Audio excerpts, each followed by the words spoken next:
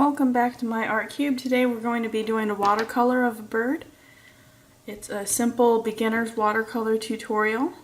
We've started out with the sketch that I've already completed here. So if you want to pause and catch up and do the sketching part, I started with two ovals, one for the body, one for the head, connected them, made an S curve for the neck, and then blocked in wings and a tail and a beak and an eye.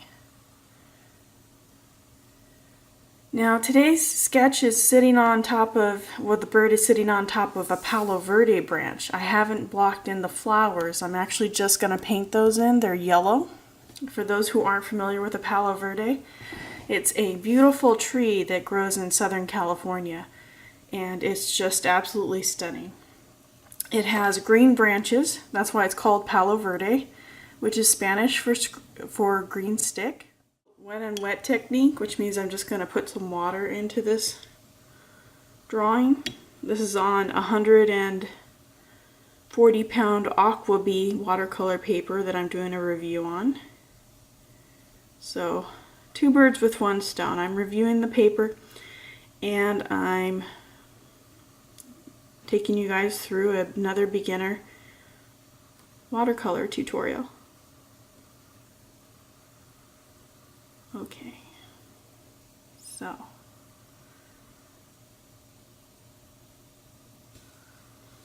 let's just get a napkin. Take some of that water off the front there. Now I'm going to drop in my color. This is Sennelier's light gray.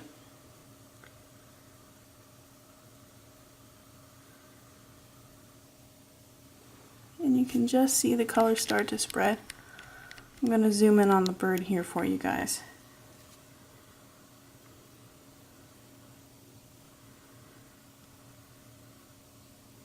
And once you've wet an area, your paint tends to go where the water has already flowed to. So that's why it's called wet on wet technique. So you pre-wet the paper where you want your color to go, just with plain water, and then you just go ahead and drop in your color afterwards. I'm going to blot this out because it came out a little stronger than I wanted it. Okay.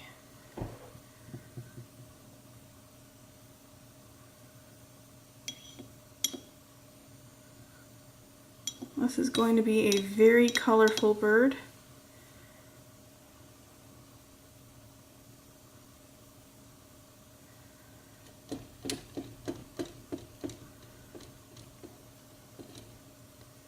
Again, I am just going to drop in some color here.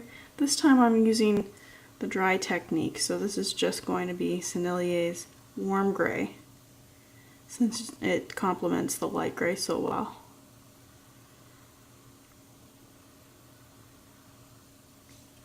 I'm also going to do the wings in that color. So this is dry technique. I haven't pre-wet the paper with clear water.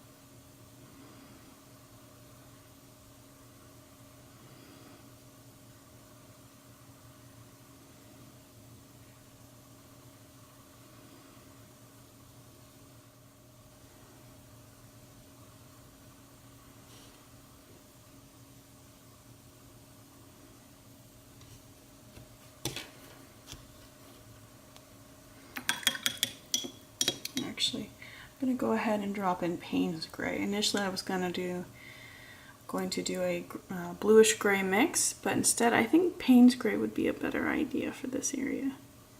Yes, well, it looks better. And I'm just using the very, very tip of the brush with a light pressure to try to get as much control out of this brush as possible. Now, I've made that beak a little bit darker than I want, so I'm going to go back in and sheet again by blotting it out. Now it's kind of taken some of the definition away, so what I can do is take the excess water off my brush and just come back in and define that again.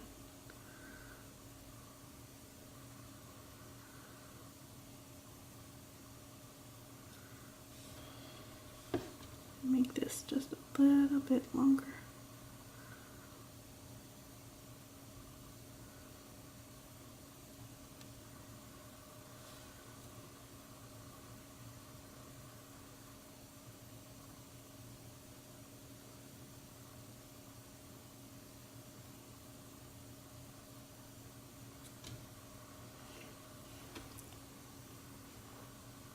So now we've got a little bit of a longer beak, but I like it.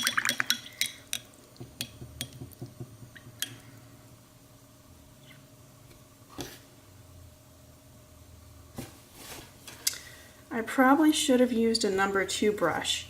That was probably part of my first mistake. The number 2 would hold less water and be less likely to flood the painting in the area that I'm trying to get detail in.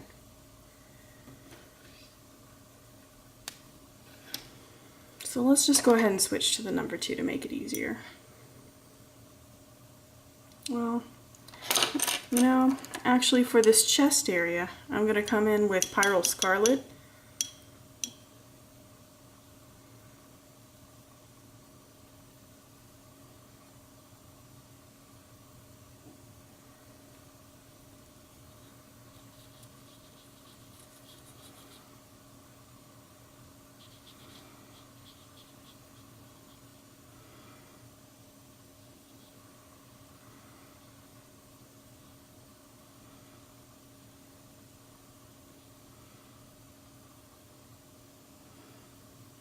We've got some bleeding going on here because this is still wet, but that's okay.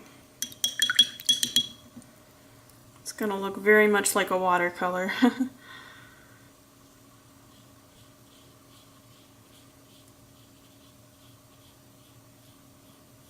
I should have waited for that to dry, but I'm not being too fussy about this painting.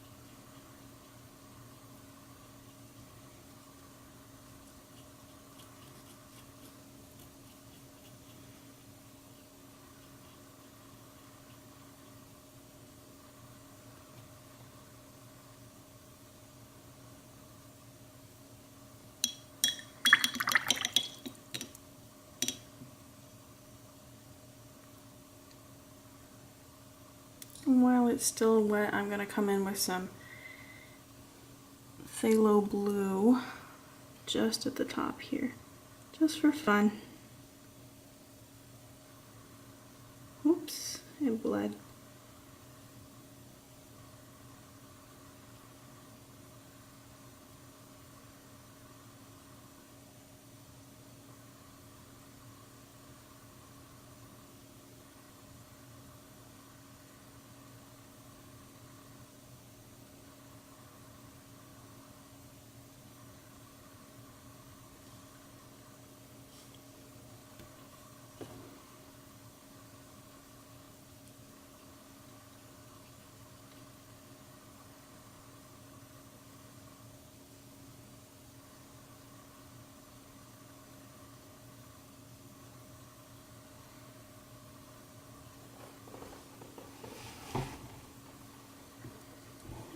Okay.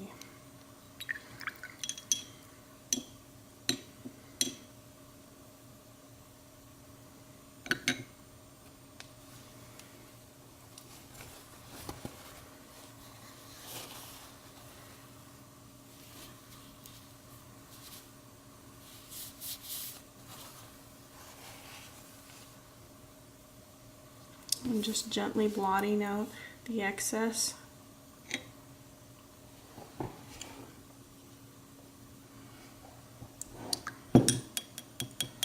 I think the phthalo blue adds a lot of liveliness and fun to the painting. That's why I added it.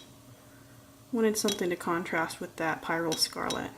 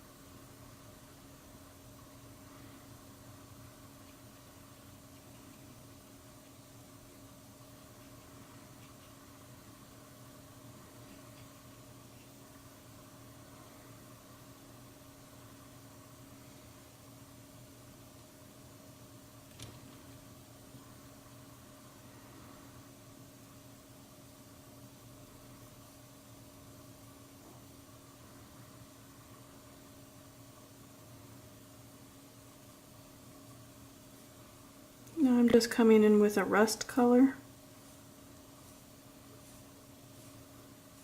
and doing dry on dry technique.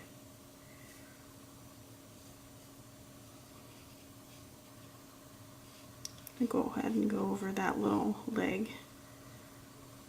That'll be defined later.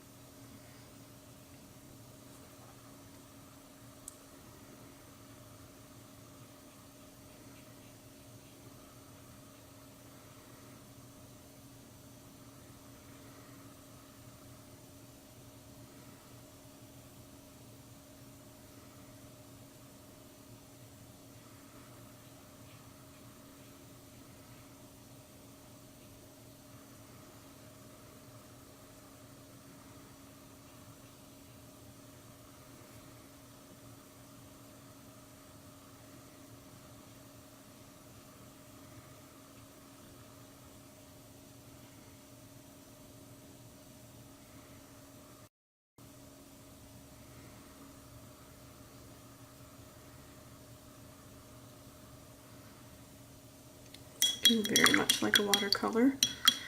Everything's loose. We're getting some blooms and blending, which is okay. I don't mind that this is kind of a loose painting.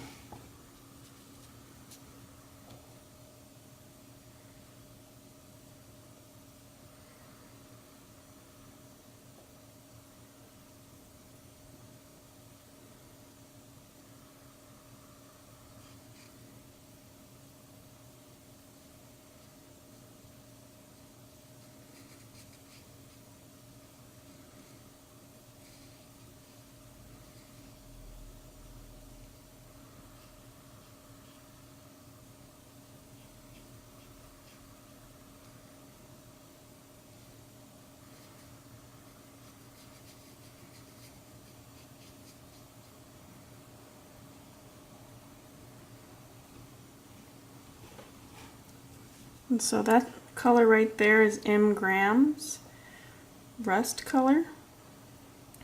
Quinacridone rust, I'm sorry. It's actually called quinacridone rust. So M. Graham is a US based watercolor paint brand, and their paint is absolutely just stunning. It's made with honey, and it doesn't tend to dry. So for a beginner it's wonderful because it doesn't tend to dry in the tube, so this paint will stay soft in the tube for a very long time. So you have a very long life on your tubes with M-gram paints. And I'll link all the materials I used in the description below so that you can see that. So we are just about done with the portion for the bird. We just need to do his eye, but I need to wait for this part to dry before I go in and color in his eye. And also his legs. So we'll wait to do his eye and his legs last.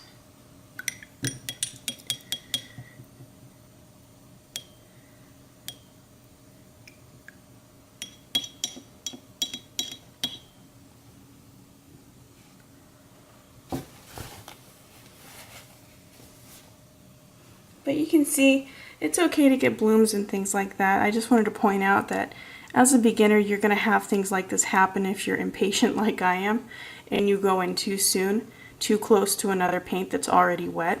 So I suggest to avoid blooms if you don't like that effect and you don't want it to be a loose painting. I advise going in with a hairdryer in between layers.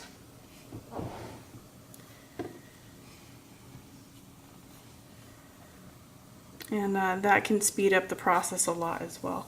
But for the sake of this video, I'm just going ahead and going in and doing colors next to each other even though they're not dried yet. I should probably use a hairdryer though in between in order to avoid some of the blooms, but I think it looks okay.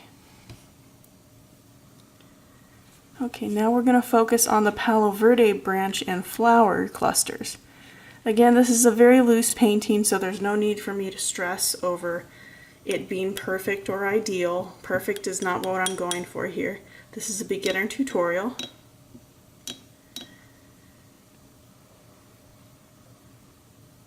And let's see, I think a good color for a Palo Verde would be a mixture of sap green and olive green. So I'm going to go ahead and choose sap green by Sennelier and sap green by Holbein and olive green by Sennelier. If you're not familiar with these watercolor brands, don't worry about it. Any watercolors you have are just good enough. Yeah, this is just a beginning tutorial, so no need to stress and go out and buy new paints or anything like that. Okay. So basically just a sap green and an olive green. That's what I'm going to be blending for the Palo Verde. Palo Verdes have a little bit of yellow in them as well, so I might also add in azo green. Azo green is another color by M-gram.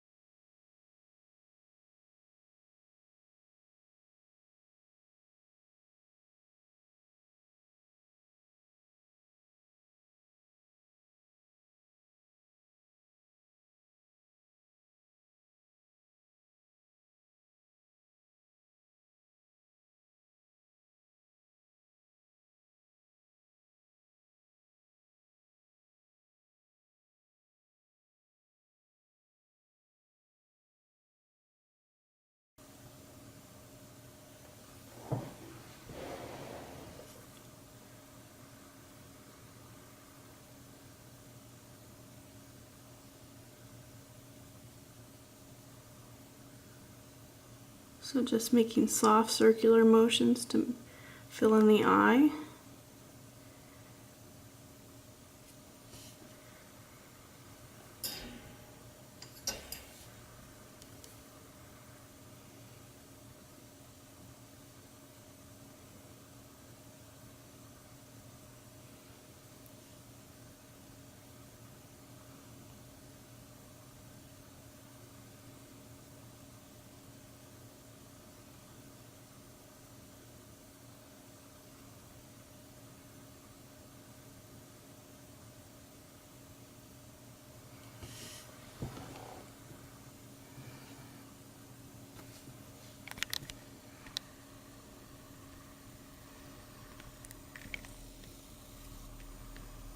So that's what we're looking at so far.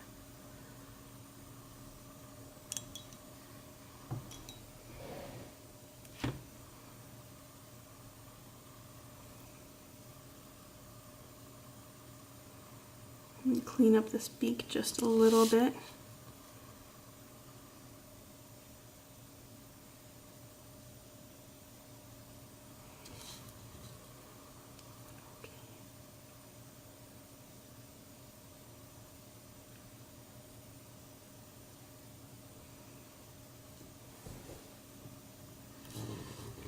Okay.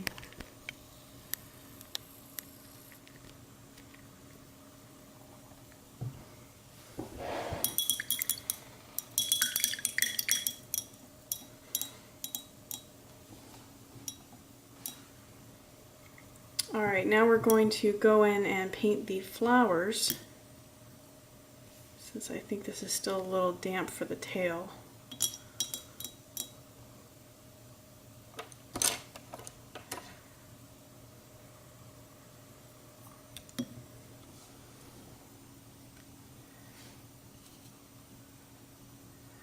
So the important thing to remember for Palo Verdes is that their flowers are a bright, vibrant yellow.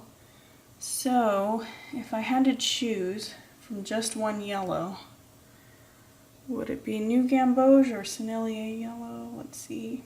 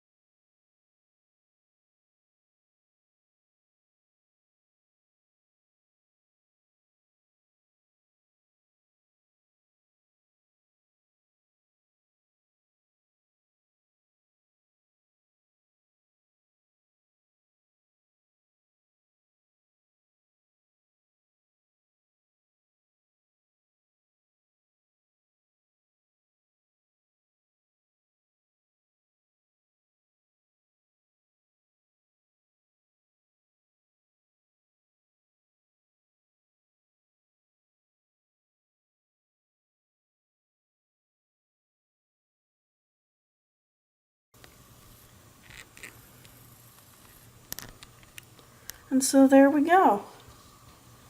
That's the completed product. This is, I don't know what species of bird this is. It's fictional. It's a species that I just made up.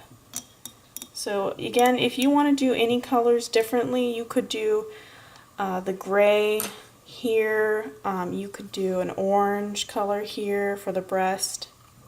You could blend down more gray if you wish to complement the head. You can do this in a whole different color pattern if you wish, and you'll get a similar result, so long as you're consistent with your application of colors and just sort of keeping the lines intact where you choose to put them. Alright, well this has been a MyArtCube tutorial. I hope you enjoyed it. Please subscribe and give me a thumbs up if you did. Have a great day. See you next time.